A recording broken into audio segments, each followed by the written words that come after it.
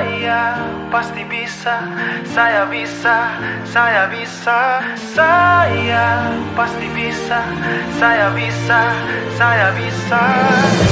Saya percaya saya bisa mencapai impian, saya bisa mengambil tindakan, saya bisa bangkit dari kegagalan, saya bisa. Saya bisa dengan doa, saya bisa dengan usaha, saya harus bisa untuk keluarga, bangsa. Assalamualaikum warahmatullahi wabarakatuh. Bagaimana kabar Bu Sri? Waalaikumsalam warahmatullahi wabarakatuh. Alhamdulillah baik, Bu Eka. Iya Bu, ini saya mohon izinnya untuk mewawancarai Ibu terkait tugas saya di Guru Penggerak Angkatan 11 Bu, mengenai keputusan-keputusan yang pernah Ibu ambil berkaitan dengan dilema etika dan rujukan moral Bu.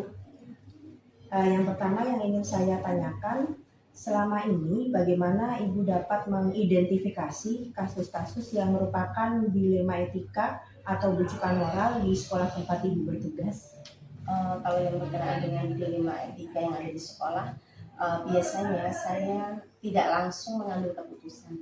Akan saya telusuri dulu permasalahannya apa, saya amati, lalu saya melihat bukti dan lingkungan yang ada di sekolah, baik guru, murid atau orang tua, akan saya amati, saya ajak untuk diskusi, saya ajak bicara bersama untuk memutuskan secara pribadi, secara keluargaan, baru nanti saya akan memutuskan segala sesuatu yang berkaitan dengan dilema etika yang akan saya ambil.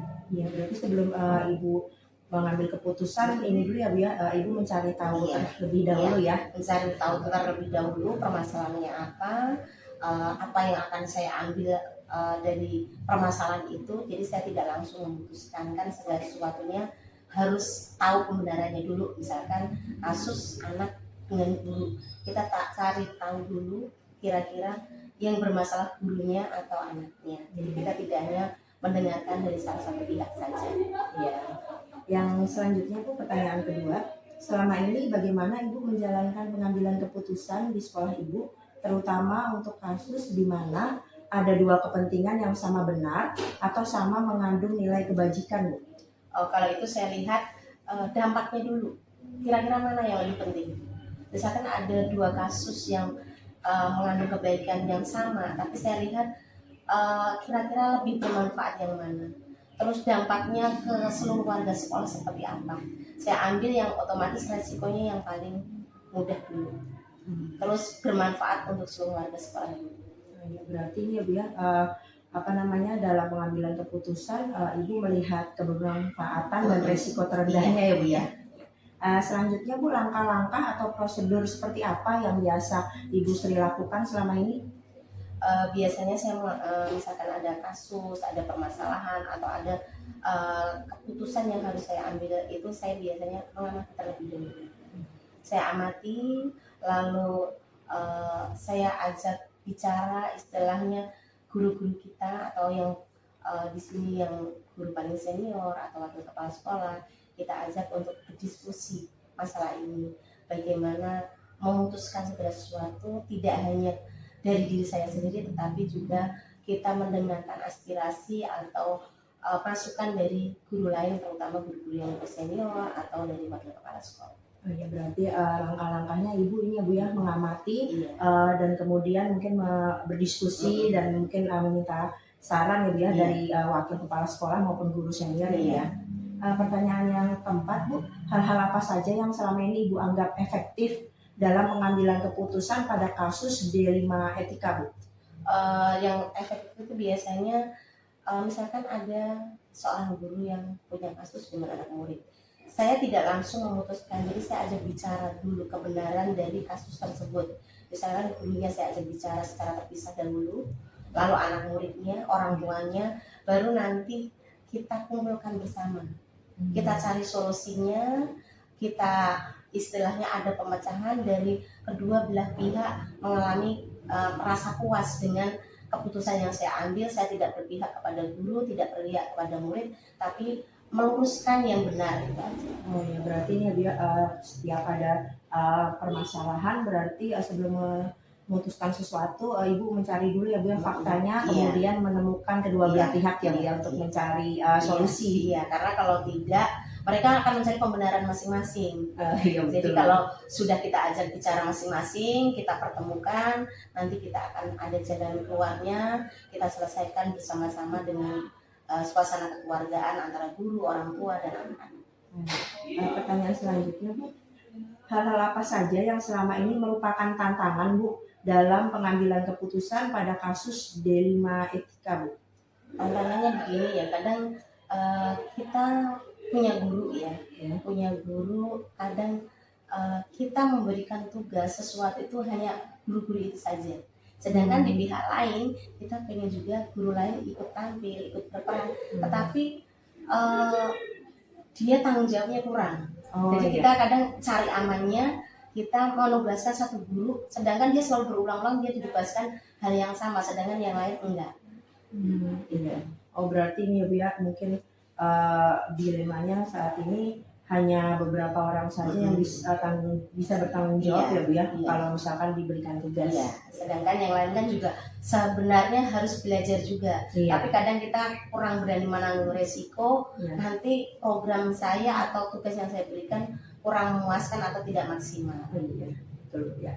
Yang keenam, Bu, apakah Ibu memiliki sebuah jadwal tertentu dalam sebuah penyelesaian kasus di dilema etika? Apakah Ibu langsung menyelesaikan di tempat atau saat itu juga, atau memiliki sebuah jadwal untuk menyelesaikannya? Bentuk atau prosedurnya seperti apa yang Ibu jalankan? Kalau jadwal sih saya tidak ada, cuman kita setiap hari Jumat itu ada briefing, kita evaluasi seluruh kegiatan pembelajaran di sekolah selama 1 minggu, kasus-kasus yang ada selama 1 minggu, itu kita evaluasi bersama-sama dengan seluruh guru. Apa kekurangannya biasanya akan saya kemukakan untuk dievaluasi, diperbaiki. Kalau untuk kasus-kasus yang tertentu itu saat itu juga akan saya selesaikan. Jadi kita nggak menunggu istilahnya menunggu briefing itu enggak. Jadi misalkan hari itu ada kasus, misalkan anak merasa dibullying, orang tuanya nggak terima. Nah saat itu juga anak saya panggil, kasusnya seperti apa, guru kelasnya kita panggil, orang tuanya nanti kita panggil dan kita selesaikan saat itu juga. Oh, berarti nih Bu ya, kalau kasus-kasus tertentu itu segera bisa diselesaikan ya Bu ya. Tapi kalau mungkin beberapa kasus harus briefing terlebih dahulu ya Bu ya. Yang selanjutnya Bu, adakah seseorang atau faktor-faktor apa yang selama ini mempermudah atau membantu Ibu dalam pengambilan keputusan dalam kasus-kasus dilema etika, Bu? Ya kalau untuk di sekolah kita kan satu keluarga ya, otomatis keputusan nggak sepenuhnya saya sendiri memutuskan. Jadi saya melibatkan beberapa guru, contohnya tadi guru senior, wakil kepala sekolah, guru-guru di sini juga ada guru penggerak, itu kita ajak diskusi. Kalau ada permasalahan apapun kita ajak bicarakan, kira-kira solusi yang terbaik untuk semua seperti apa, jadi mereka kita libatkan. Oh iya, berarti melibatkan ini ya Bu ya, wakil dan yang guru senior dan guru yang lain. Pertanyaan terakhir Bu, dari semua hal yang telah disampaikan, pembelajaran apa yang dapat Ibu petik dari pengalaman Ibu mengambil keputusan dilema etika selama menjadi kepala sekolah, Bu? Iya, pengalaman saya sangat banyak ya, terutama saya kan juga dari guru penggerak, jadi saya belajar menjadi seorang pemimpin itu baru sekitar 9 bulan. Jadi banyak sekali dari kasus-kasus yang saya selesaikan itu akan menjadi ilmu buat saya untuk keputusan saya lebih bijaksana lagi, lebih bermanfaat untuk seluruh warga sekolah. Itu sangat banyak. Kalau seandainya tidak ada kasus, tidak ada peristiwa, mungkin saya nggak punya pengalaman untuk memecahkan suatu masalah. Jadi dengan bertubi-tubinya masalah, karena saya juga menjadi pimpinan baru, itu alhamdulillah semakin membuat saya belajar dari kejadian-kejadian itu. Saya lebih istilahnya lebih kuat, lebih bisa menyelesaikan semua permasalahan dari permasalahan yang ada. Berarti ini dengan adanya permasalahan tersebut menjadi sebuah pengalaman untuk belajar ya Bu ya. Iya. Ini Bu, terima kasih Bu Sri atas waktunya. Saya jadi semakin paham bahwa pengambilan keputusan yang merupakan D5 etika itu harus diambil dengan hati-hati ya Bu ya, dan berkolaborasi dengan guru-guru yang lain. Iya, karena apa? Karena kalau kita memutuskan sendiri, efeknya kan ke orang lain. Takut efek itu kita nggak tahu itu baik untuk yang menerima efek itu atau tidak. Jadi kita perlu diskusikan, kita seluruh warga sekolah berkolaborasi bersama untuk kebaikan sekolah. Itu aja Bu. Terima kasih Bu Sri. Saya Saya pasti bisa, saya bisa, saya bisa, saya pasti bisa. Assalamualaikum warahmatullahi wabarakatuh. Waalaikumsalam warahmatullahi wabarakatuh. Ya, selamat siang Pak, kami Siang. dari CGP Angkatan 11, Iya, Bu Rahma dan Bu Eka ingin mewawancarai Bapak terkait pengambilan keputusan berdasarkan nilai-nilai kebajikan. oke. Baik Pak, minta waktu Bapak sebentar untuk diwawancarai. Baik, terima kasih Bu Rahma dan Ibu. Satu lagi Bu Eka Bu Pak. Eka, terima kasih sudah mempercayai kami untuk dilakukan wawancara terkait dengan nilai-nilai kebajikan. Iya. Oke, silakan. Ya, terima kasih Pak. Yang pertama, selama ini Siap. bagaimana Bapak dapat mengidentifikasi kasus-kasus yang merupakan dilema etika atau rujukan moral di sekolah tempat Bapak bertugas? Oke, di tempat saya bertugas ya tentu saja banyak sekali situasi-situasi yang mana saya harus memutuskan suatu keputusan. Nah, ketika saya harus mengidentifikasi mana yang termasuk dilema etika ataupun dilema moral, saya tentu saja harus saya analisa dulu nih mana yang termasuk konflik antara etika kita sebagai guru atau seorang kepala sekolah dan juga mana yang termasuk rujukan moral. Kalau etika itu kan contohnya bisa saja ketika kita dituntut ke profesional kita ya sebagai seorang pendidik, ketika kita memberikan penilaian terhadap guru atau menjadi seorang juri pada suatu perlombaan di sekolah. Nah, di situ kadang ada unsur-unsur kepentingan nih, mungkin ada anak guru yang kita merasa nggak enak, padahal kenyataannya dia memang kurang baik dan hasilnya kurang maksimal, tapi disitulah dituntut profesionalan kita memutuskan.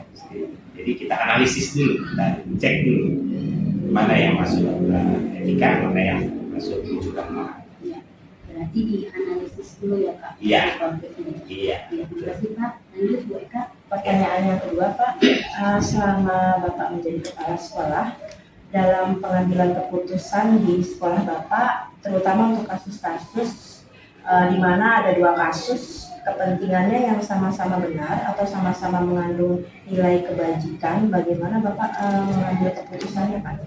Oke, dalam situasi seperti apa yang Ibu jelaskan tadi, tentu saja pertimbangan-pertimbangan dari semua pihak yang terlibat di sini, stakeholder itu kan ada kepala sekolah, ada guru, ada pendik, itu harus kita libatkan secara maksimal. Dan tentu saja ketika keputusan itu sudah disepakati, ya nanti kita akan evaluasi tingkat kepuasannya terhadap keputusan tersebut itu seperti apa. Setelah kita evaluasi, baru kita akan coba perbaiki.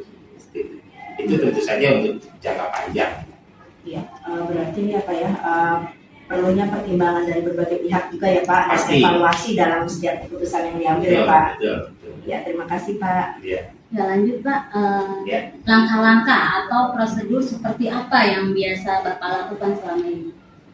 Oke, prosedur ataupun langkah-langkah ya.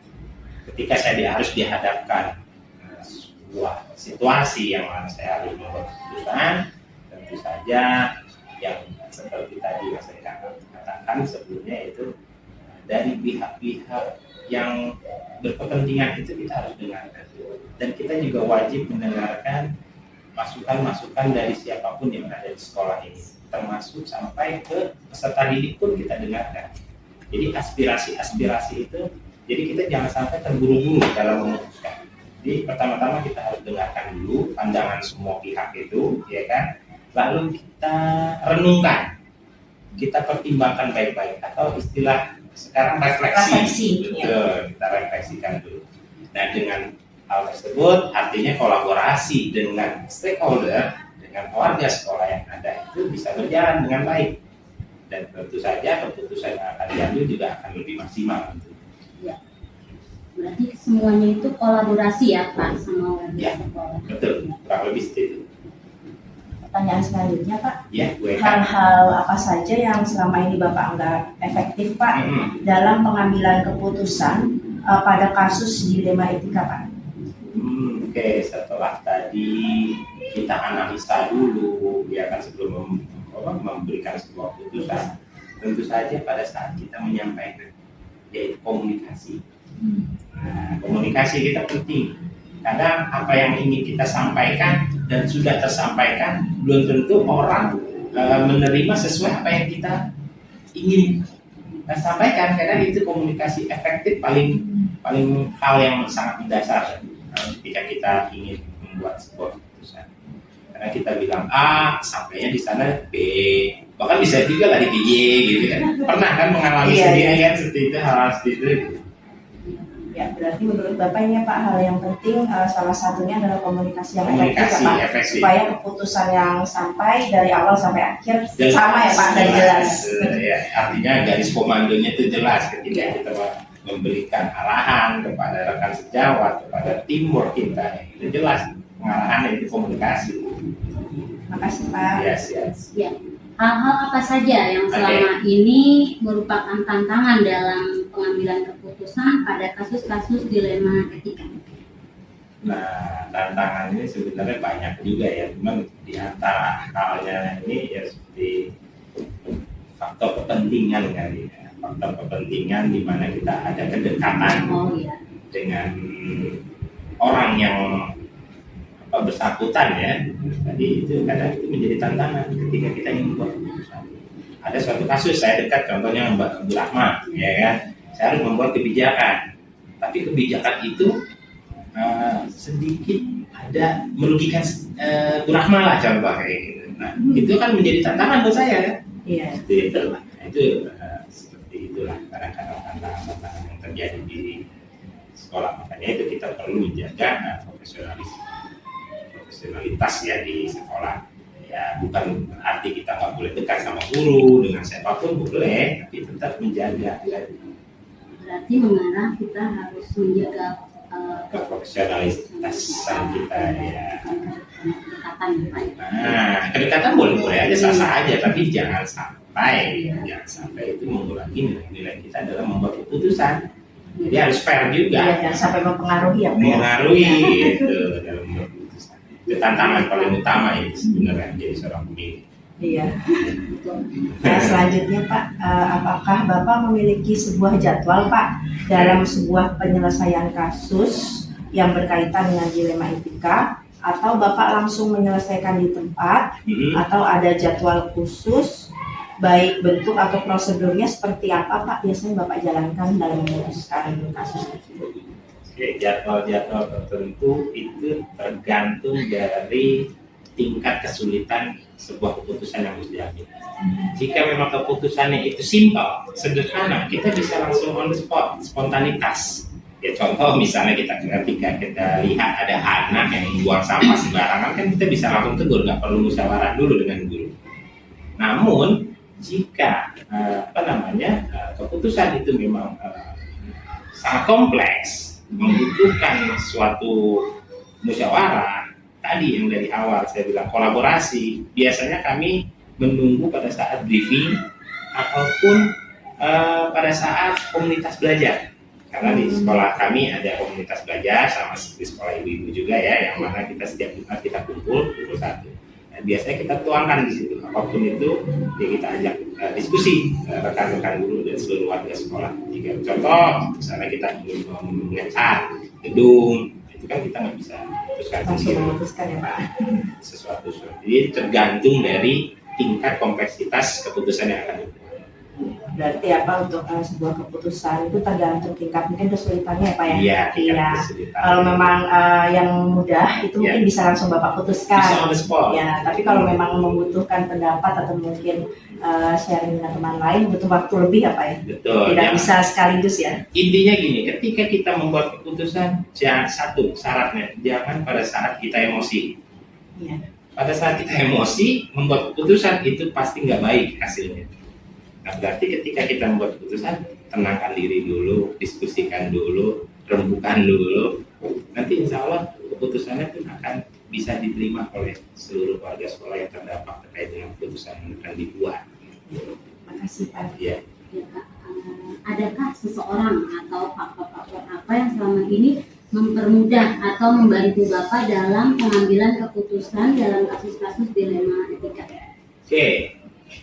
Seseorang ya membantu saya dalam membuat keputusan. Tadi beberapa kali sudah saya singgung, kita punya manajemen di sekolah ya, Di bawah kepala sekolah ada wakil, ada juga bendahara, ada pengurus barang, ada juga warga sekolah yang lainnya ya.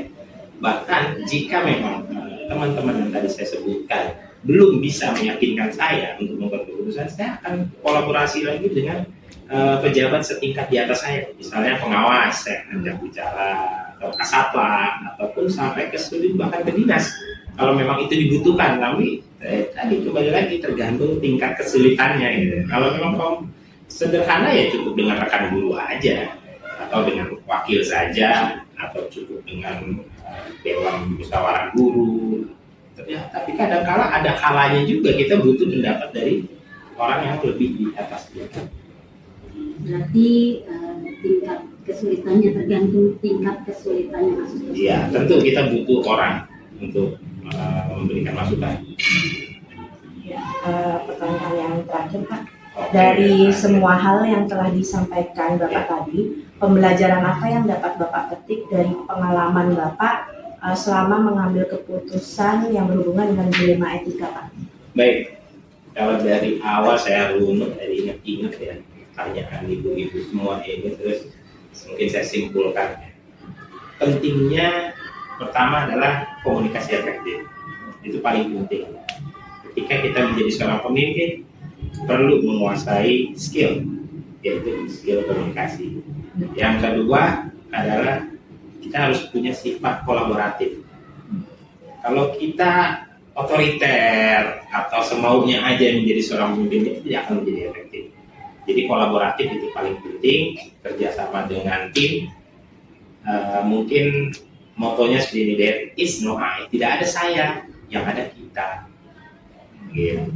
Iya, berarti ini apa ya?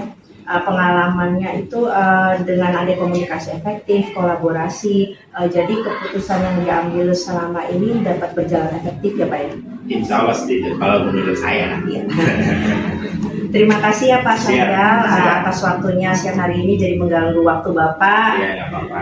Terima kasih juga ilmu-ilmu maupun sharing dari Bapak tentang pengambilan keputusan yang berhubungan dengan dilema etika Pak. Ya, Dan terima kasih banyak atas waktunya. Saya pasti bisa, saya bisa, saya bisa. Saya pasti bisa, saya bisa, saya bisa. Saya percaya saya bisa mencapai impian, saya bisa mengambil tindakan, saya bisa bangkit dari kegagalan, saya bisa. Saya bisa dengan doa, saya bisa dengan usaha, saya harus bisa untuk keluarga, bangsa, dan negara. Saya pasti bisa.